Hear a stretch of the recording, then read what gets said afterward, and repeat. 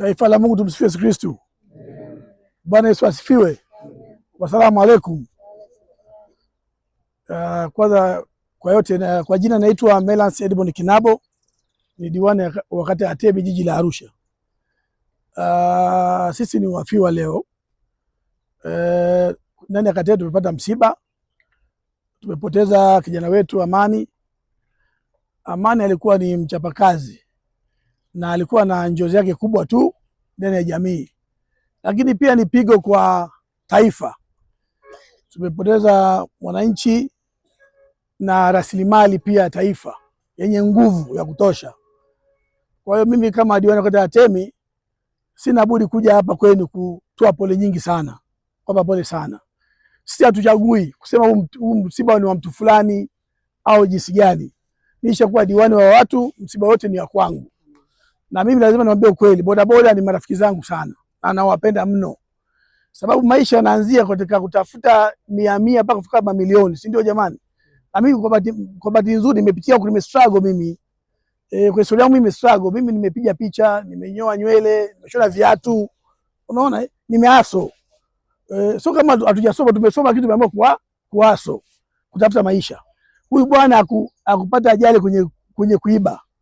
Alikuwa anafikiria labda nikienda tripu ya pili naongeza tofali, au nikienda tripu ya pili naongeza mkate moja nyumbani, au nikienda tripu ya pili naongeza sukari dukani kwangu. Ndio ilikuwa mawazo yake. Anafikiria namna gani ya kuchangisha fedha ili maisha yake yawe mazuri sana na maisha yake. Alikuwa na ile spirit ya kutafuta hiyo fedha. Ndio maana alikuwa anasema niende siende. Ngoja niende nijaribu. Unaona? Kwa hiyo Mungu amefikia wakati wa kumchukua. Yeye ndio alimleta na yeye ndio amemchukua. Lakini sisi ambao tumebaki tusikate tamaa. Unaona? Na niwaambie tu, usafishaji ni kazi kama kazi nyingine. Sawa, tuendelee na taratibu. Tuwekee malengo, tutatoboa. Tushirikishane viongozi na wanabodaboda. Una wazo lako lete. So huko sehemu nzuri ya tutaki ambao inakubalika na serikali. Basi tuongezane nguvu pale pa kuwezesha, tuwezeshane, lakini tuende kusonga mbele. Amani ametupa kama fundisho kwetu kwamba Mungu Yesu amechukua kwa kijana mdogo sana. Ama mtu angetegemea kama Amani angetutoka sasa hivi, lakini tutafanya nini? Ni mapenzi yake. Hauwezi kumchagulia Mungu kumchukua mtu wake atapotaka yeye. Na ili sisi tukutane hapa tuzungumze. Tuna changamoto kweli, mtumishi amesema hapa. Sisi bodaboda kwenye vikao vyetu pia tuelimishane, tusidanganyane. Ukiona mwenzio anapotea mrudishe. So hii ni struggle kufikia ile nchi ya ahadi.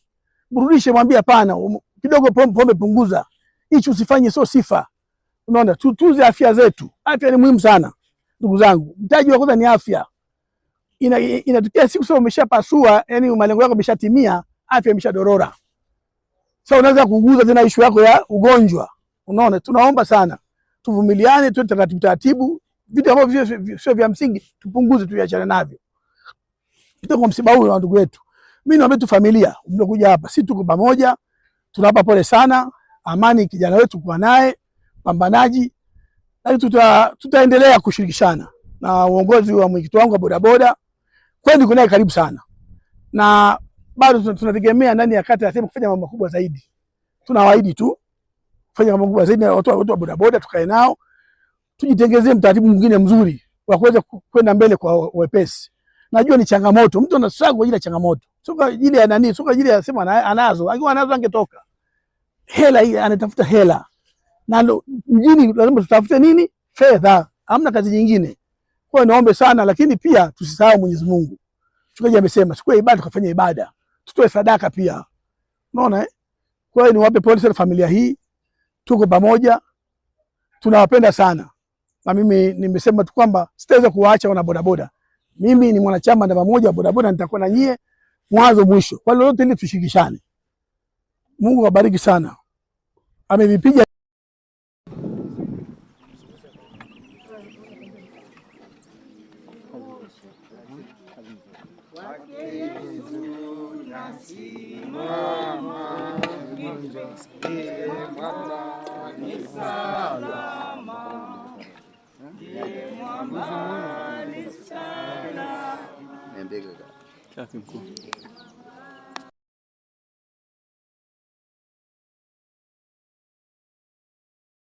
naye kutoka nyumbani. Wapi huyo? Mtaalamu huyu hawa ndio ndugu kutoka Kigoma. Unaweza kuweka shada, wewe simika shada lako pale.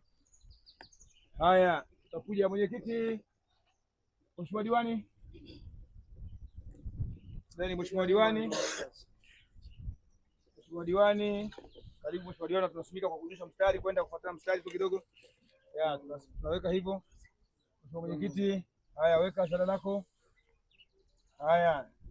Ndugu jamaa na marafiki, kampuni ya Malem alikuwa anafanya pia kazi zamani, nilifanya nao, shirikiana nao mwakilishi. Kwa hiyo mnaweza kuzunguka, mnaweza mkazunguka, mweke mlioshika maua, wekeni kwa kuzunguka, pambeni kwa kuzunguka kaburi.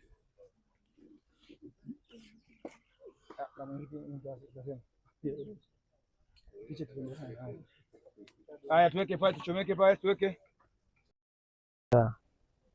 bali napigwa na butwaa kubwa.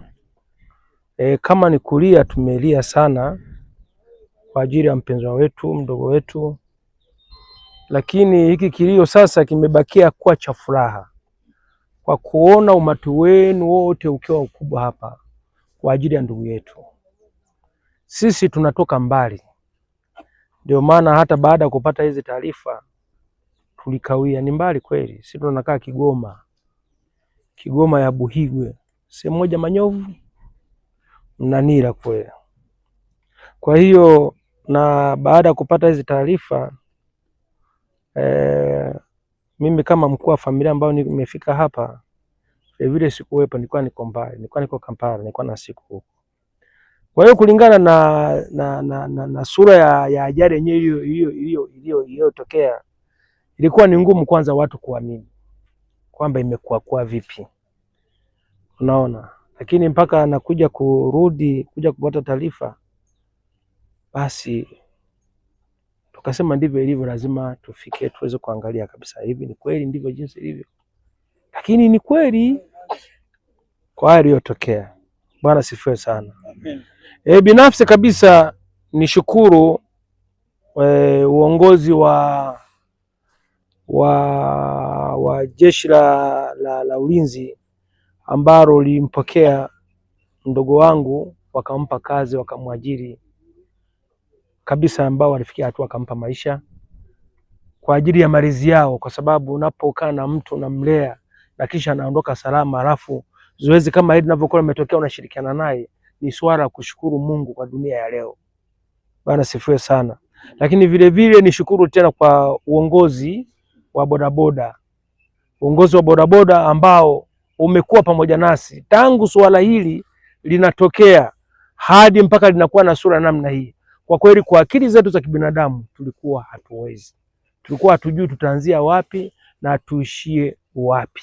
Ilikuwa si swala ambalo ni nyepesi. Ndio maana mpaka ninaposema kwamba ninaona furaha baada ya huzuni, kwa sababu sijui Tanzania kuna neema sana Mungu ambaye ametupa. Tukiangalia hapa kuna makabila tofauti kabisa. Kweli tukimwona mtu anataka kutugawa katika Tanzania hii, tuogope sana, kwa sababu Mungu ametukirimia neema iliyo ya ajabu sana.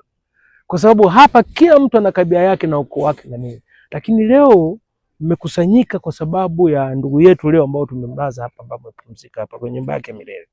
Ni swala kumshukuru Mungu sana. Kwenye nchi zingine haya mambo yawezekana hayapo kabisa, lakini leo tunapata neema kukusanyika kama hapa. Ndugu anatoka kule, mwingine anakuja huko, mwingine anakuja huko. Watu wanaacha shughuli zao, watu kabisa tangia siku ya Jumatatu mpaka kufikia leo, watu wameacha shughuli zao kabisa za kuhangaika hapa na pale kwa ajili ya swala hili. Mimi niwapeni pongezi na hongera sana. Hili mliolifanya mbele za Mungu, Mungu atawalipa zaidi, hamtapungukiwa kwa haya ambayo umetutetea sisi watoka mbali. Bwana sifiwe sana. Amen. Na sisi nafikiri hiki ni kielelezo cha kuendelea kuwatendea hata wengine walioko zaidi ya kule, kwamba lazima tufikie hatua tushirikiane, kwa sababu ndio sisi misingi wa Tanzania ambao tumejengwa katika hii. Kwa hiyo hatuna budi, tunawashukuru sana. Nashukuru kwa niaba ya familia, ndugu zangu walioko Kigoma kule, tumeshawasiliana mambo yanayoenda hapo, mlivyotupokea na mnayotufanyia. Kwa kweli Mungu atawalipa na kuwalipa zaidi na zaidi. Hakuna kitu kingine ambacho tunaweza tukawapa nyinyi zaidi ya kumrudishia Mungu tukufu.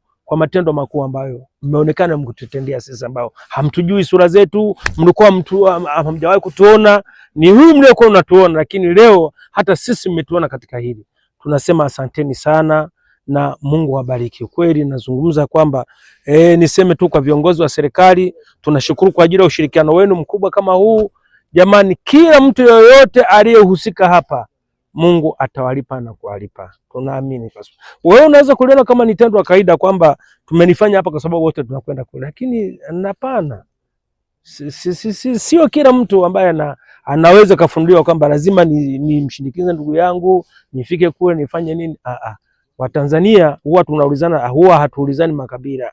Nimezungumza kabila hapa kwa sababu mimi natoka huko. Yaani uone ule umbali tu huko, lakini hata makabila huwa hatuulizani. Hakuna mtu aliyeuliza kabila mwenao kuuliza kabila nyingine. Lakini najitaja kwa sababu natoka wapi? Natoka mbali. Yaani muangalie huo upendo nyinyi mlionao mkubwa wa kutisha ule wa ajabu. Kwa hiyo bwana, mimi nasema asanteni, Mungu awabariki. Karibu sana kwetu Kigoma. Asanteni sana.